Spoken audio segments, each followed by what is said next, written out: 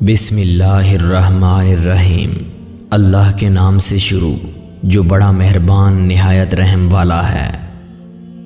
مصیبت کے لیے ایک توبہ ہے اور اطاعت کے لیے 1000، اس لیے طاعت میں غرور گناہ سے بدتر ہے۔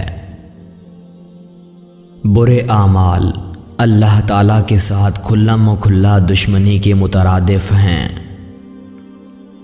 ملک ایک کھیتی ہے اور عدل اس کا پاسبان، پاسبان نہ ہو تو کھیتی اجڑ جاتی ہے۔ اگر اللہ تک رسائی چاہتے ہو تو اپنے نفس کو 3 طلاقیں دے دو۔ اللہ تعالیٰ کی محبت یہ ہے کہ تو دنیا و آخرت میں سے کسی کو نہ چاہے۔ ایک عالم کی طاقت 1,00,000 جاہلوں سے زیادہ ہوتی ہے۔ وہ زمانہ غربت و اسلام کا ہے جس میں علماء مفتون دنیا ہوں۔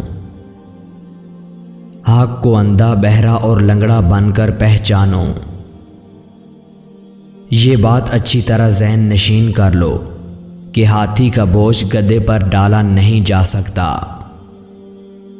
تواضع یہ ہے کہ درویشوں سے تواضع کرے اور امیروں سے تکبر۔ نفس ایک ایسی چیز ہے جو ہمیشہ باطل کی طرف رخ کرتی ہے۔ جو شخص تمام دنیا میں خود کو دوسروں سے زیادہ معزز سمجھے وہ متکبر ہے۔ جو گن کر عمل کرتا ہے اسے اجر بھی گن کر ملتا ہے۔ ہر بچے کی پیدائش اس بات کی دلیل ہے کہ اللہ ابھی انسان سے مایوس نہیں ہوا۔ اپنے آپ کو اتنا ظاہر کرو جو تم ہو، یا وہ بن جاؤ جو تم خود کو ظاہر کرتے ہو۔